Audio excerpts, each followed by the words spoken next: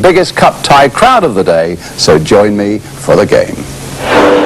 Glenn Hoddle was one of England's biggest heroes in that glorious win in Madrid on Wednesday. But outside the remarkable Lineker, you could well argue that the man of the match was Newcastle's Peter Beardsley. What a fantastic job of work he did. And now they're on opposite sides as they seek a place in the quarter-finals. Also swapping sides in another way, of course, Chris Waddle, a man who made his name with Newcastle, now so important to Spurs, and also a man who probably played his best game for England on Wednesday. Spurs field their expected side, as usual, that volatile formation with 5 men in midfield, including the number 4, Steve Hodge, another England success on Wednesday, all eager to get forward to support the one man up front, number 7, Clive Allen. So Newcastle can expect the threat to come from all directions. While Newcastle have number 4, David McCreary's busy contribution back in their midfield after injury, the number 7, Darren Jackson, is brought back to play on the right side of midfield, and in the same area, another Scot, the number 11, Albert Craig, signed recently from Hamilton Academicals, his first cup tie for Newcastle. The referee is Brian Hill of Kettering, and the crowd remarkably includes an estimated 12,000 Newcastle followers. Remember, they are bottom of the first division. It makes you wonder if there are any better supporters in the land. So Spurs get us away in an all-white strip this afternoon, attacking the goal to our right. With a good record, unbeaten in their last 7, as opposed to poor Newcastle, 2 wins in their last 10, both of those in the FA Cup against 4th Division opposition, Northampton and Preston. And a club, for all their tradition and all their great cup-fighting records, very much the underdogs at the moment here. Peter Jackson in forcefully, though, for Newcastle, and a free kick to Newcastle, who are in the 5th round for the first time in 16 years. So David Fleet high in the director's box. Abbott's header. Now here's Danny Thomas.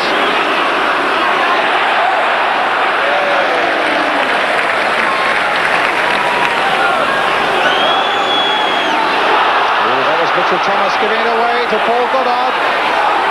He might be punished for that. He's got a corner. Ray Clements a little less than amused by that aberration by Mitchell Thomas.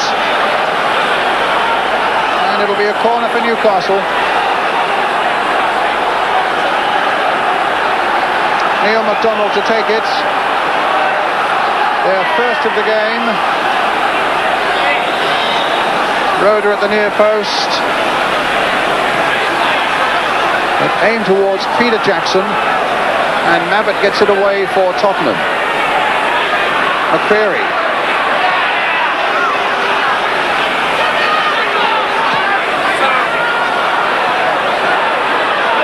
Wharton in danger of being dispossessed for a moment by our dealers.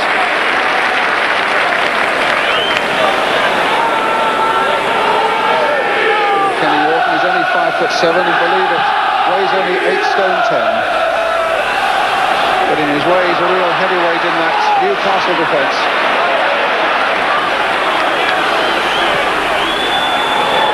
Played towards Hodge, Neil MacDonald, Mitchell Thomas, Hollow brought down, free kick.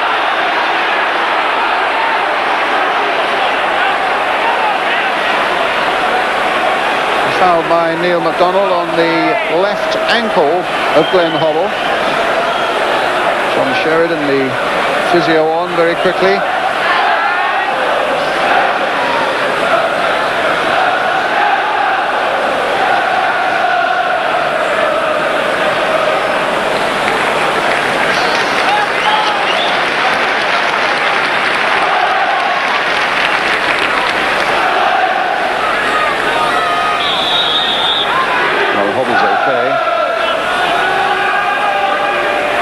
Like Chris Waddle is going to take this free kick. Clearly balked, and a penalty. I don't think Newcastle can really complain. There was a balk on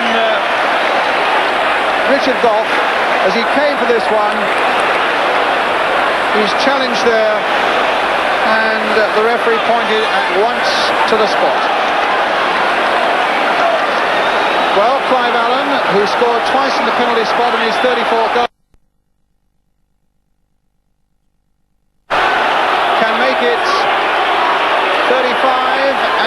this opening goal for Tottenham? And he does!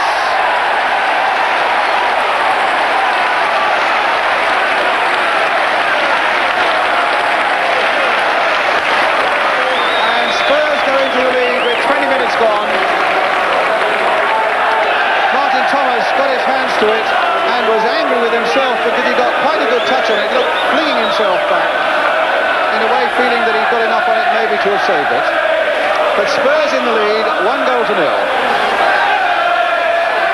without ever really in the opening 20 minutes getting into their stride. Well, it puts him 1 goal closer to that Jimmy Greaves record for Tottenham of 43 in a season.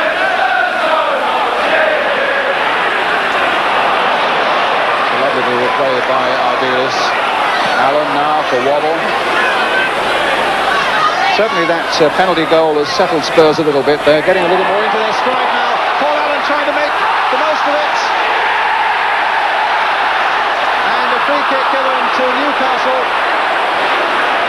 For a moment I thought he'd given another penalty. And I don't think there could have been a whistle. I think what Brian Hill was doing to see whether there was any advantage, as Paul Allen came storming in here. And in the end, gave a free kick to Newcastle. Rhoda. And now Wharton.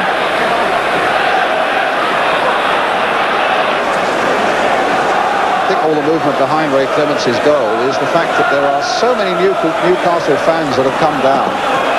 And that in itself is great to see, that the police are moving them to a pen that's not normally used in the corner of the field, just to relieve the pressure a little bit. Newcastle fans at the moment having a lot to shout about, but Beardsley pulling Andy Thomas through. Mabbutt in the end, just getting there, a fraction ahead of Thomas.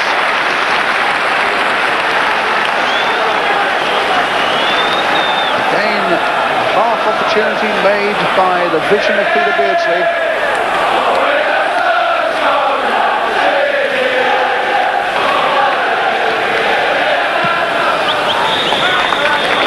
Half-time whistle. An exhilarating Tottenham performance, but for all that a plucky one by Newcastle, and just that 1 goal separating them.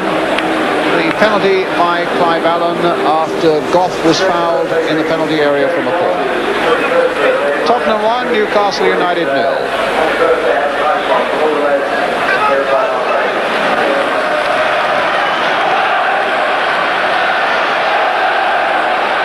Newcastle get the second half underway. Rather daunting prospect that Spurs have not conceded a goal in their last 4 games, and Newcastle have only 1 away win this season, and that was at Chelsea. They've got to do something about putting an end to both those records now to get something out of this one.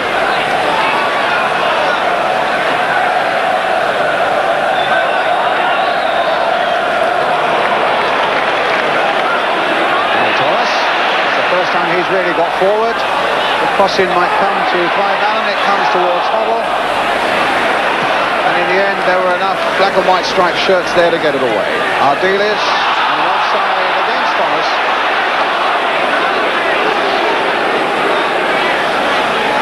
Both sides, of course, with tremendous cup records. Newcastle have won the cup 6 times and have been beaten finalists 4 times. Spurs have won the FA Cup 7 times. Pedigree about both these clubs.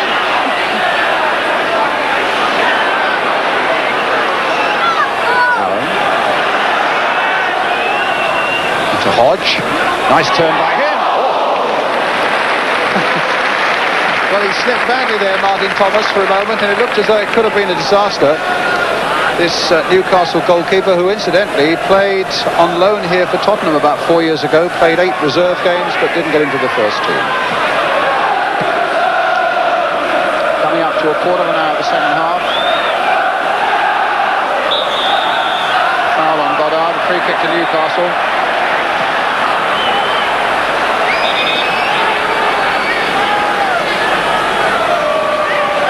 Beardsley will take it.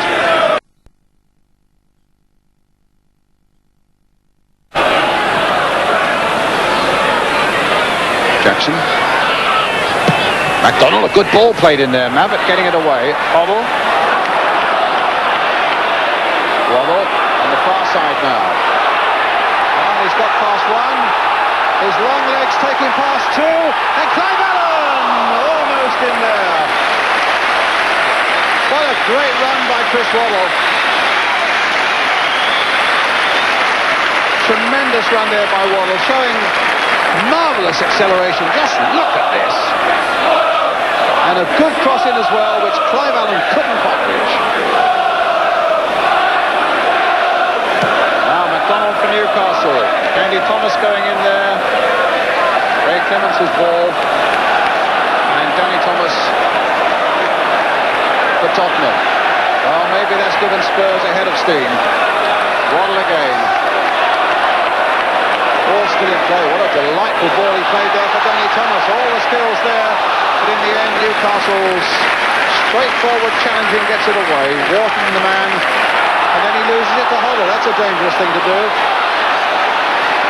Still with Hoddle. A little deep cross. It'll come for Paul Allen. And Spurs make this pay. Hodge behind him. Mitchell Thomas coming up and wanting some action. This is a better spell now for them all. Gets past Darren Jackson. Crossed him again. Clive Allen into the side netting.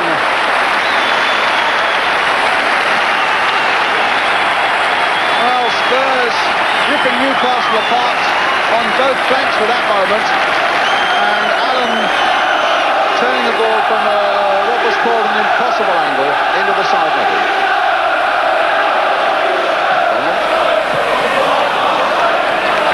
Newcastle's throw.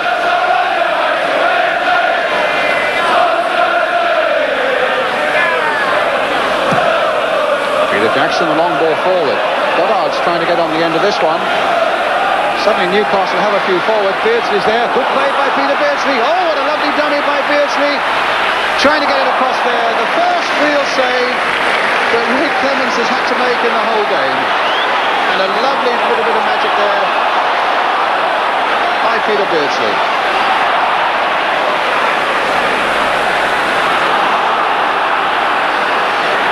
Now Wharton.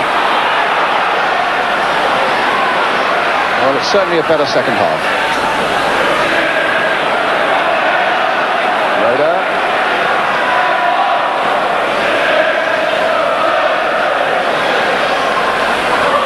Hoddle.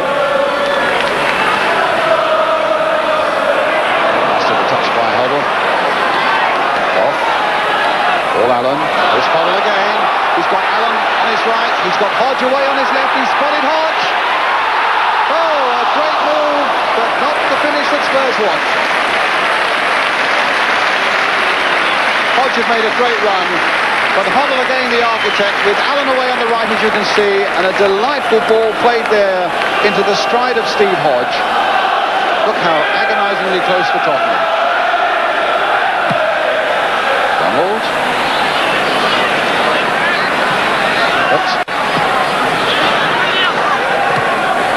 Donald's header again. Now Mitchell Thomas. That's a fine ball played in there for Allen. Release and Hoddle on the far side, and now Waddle. Hoddle played first time. Splendid ball there for Danny Thomas, and a great run there by Thomas. Oh. And Clive Allen claiming that he was obstructed there by Peter Jackson. Now he needs to get back into an onside position. Hoddle. Hodge.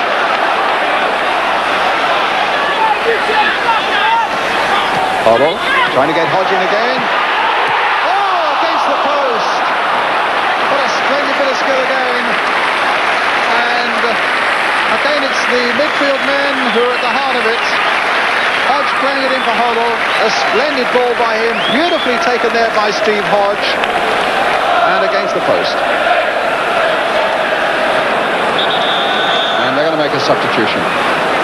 They're going to take off Andy Thomas on Newcastle and bringing on Tony Cunningham, out-and-out striker. He's had few opportunities this season and has scored only one goal.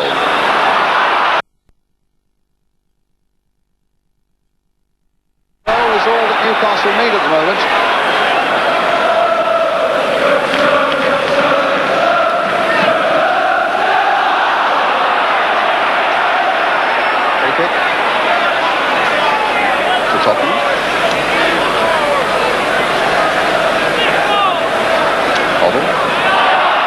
Here's too slow. That doesn't often happen.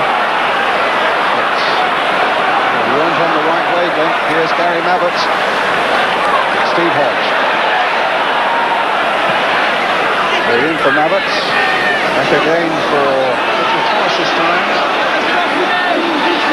He got to that byline. McDonald was stopping him. And a volley by Mabbutt over the top. Well, it'll be Waddle who's coming off. And the Belgian international Nico Klaassen who comes on. 7 goals for Spurs since he arrived from Standard Liège.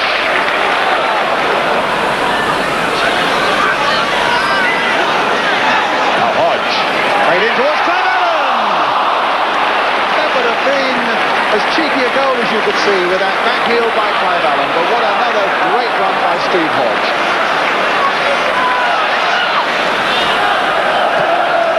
David Fleet will be looking at his watch from time to time. He's by no means to be sure yet it's all over. Newcastle still very much in this.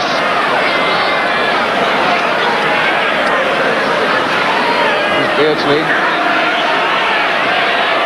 If they let Beardsley loose for a moment, they're going to regret it. Yoda played wide again from McDonald. Played in towards Goddard. Oh my goodness, so close.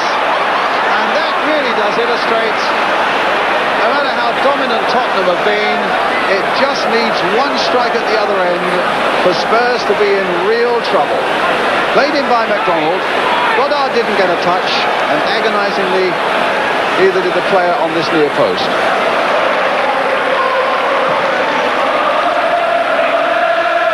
Oh, Klaassen. It was McCreary's back header. Challenging again by Peter Jackson. Had over 300 games for Bradford City. He was surprised by that £250,000, but he stuck to his job superbly today. But it's a corner then for Tottenham, which Hoddle will take. Now they're wanting Craig to go back 10 yards. They're taking a longer corner this time as Goff comes in. A tremendous save by Martin Thomas. Flying header by Goff. And through that crowd of players, the Newcastle keeper could have seen little of it. Not enough. Another corner then, which Hoddle will take.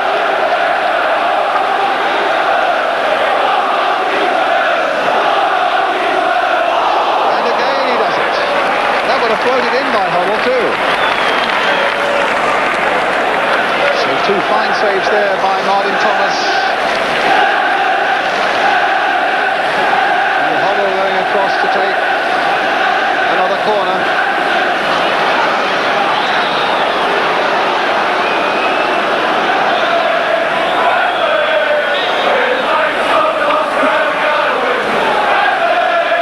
Hoddle with it again. Slightly lower trajectory. It comes for Ardiles. Plays it short this time for Paul Allen. And now Hoddle. Ardiles again. Play for Hodge. Short for Mabbutt. Hoddle once more. Clive Allen. Played in towards Goff.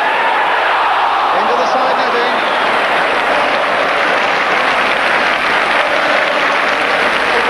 Splendid second half. As Hoddle plays it in, Goff thinking that he might get on the score sheet here, but into the side netting. To Thomas, to Glenn Hoddle. Gary Mabbutt, put the ball back in here. Can he get a good cross in? There's one to the far side towards Klaassen, but the final whistle had gone, and it's a victory for Tottenham Hotspur. Just that.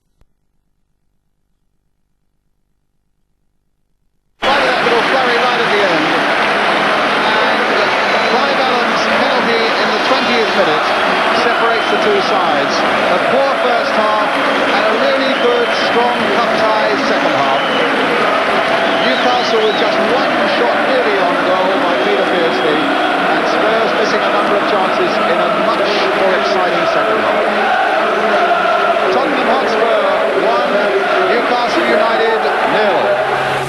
indeed a sparkling second half that more than made up for the first. So Spurs then advanced to the quarter-final, and I must say from my angle it looked a reasonable enough penalty.